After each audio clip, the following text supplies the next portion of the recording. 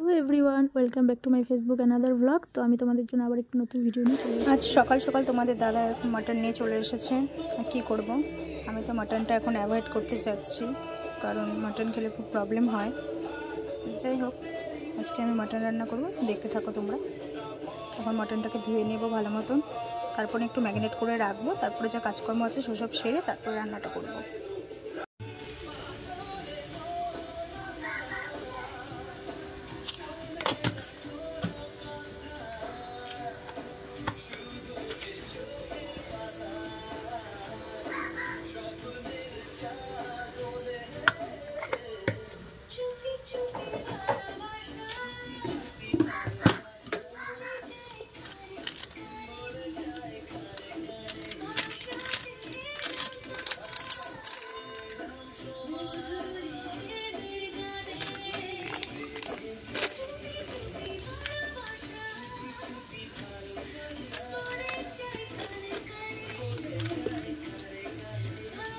বেসিনটা দেখা যাচ্ছে গো, বেসিনটাকে বেশি বড়, পুরো জায়গা নেই।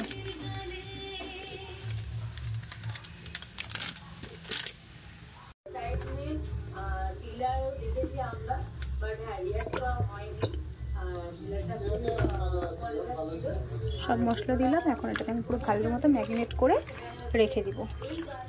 মোটামুটি 1-2 ঘন্টার জন্য রেখে দেবো, তারপর আমি রান্নাটা করবো। তার আগে আমার যা কাজকর্ম আছে সেগুলো সব আমি সেরে নেব। চলো, এখানে আমি আলু কেটে নিয়েছি আর গোটা গোটা লঙ্কা, সেটাকে আমি তো পেস্ট করে নেব। পেঁয়াজ কুচি করে নিয়েছি, তারপরে রসুন আদা সব এখানে কাটা আছে, আমি এখন সব পেস্ট করে নেব।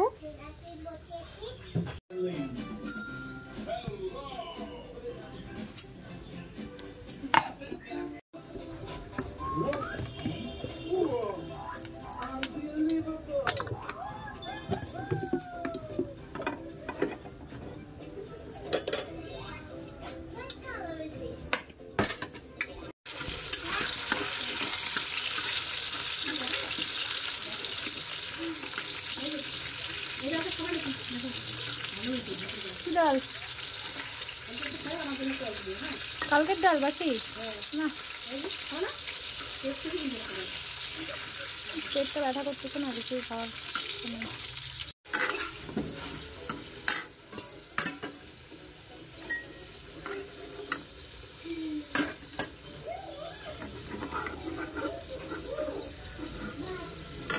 কড়াইতে আর একটু তেল দিয়ে গরম করে নেব, তারপরে তেলটা এসে হয়ে গেলে আমি ফোড়ন দিয়ে দেবো জিরা,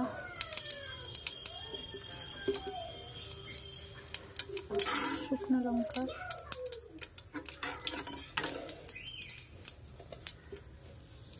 এলাচ, দারচিনি, গোলমরিচ, তেজপাতা।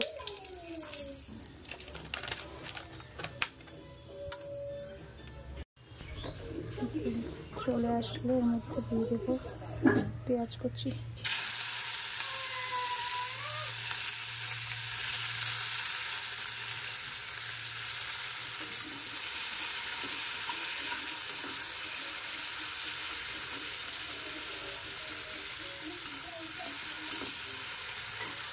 পেঁয়াজটা যখন ভাজা হয়ে যাবে তখন আমি একে একে সব মশলাগুলো দিয়ে দেবো। এর মধ্যে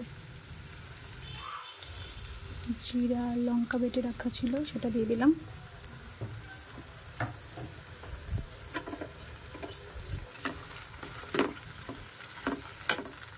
পেঁয়াজ, টমেটো, আদা বাটাটা দিয়ে দেবো,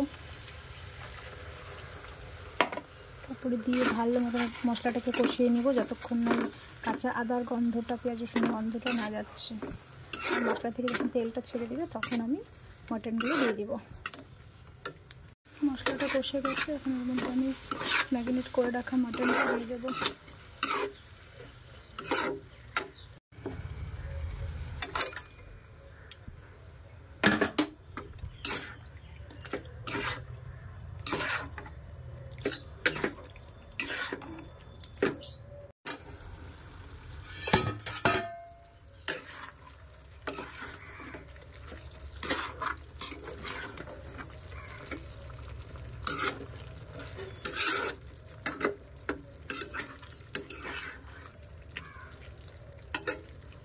দেখো অনেকটা কষানো হয়ে এসেছে, এখন আমি এর মধ্যে ভেজে রাখা আলুগুলো দিয়ে দেবো।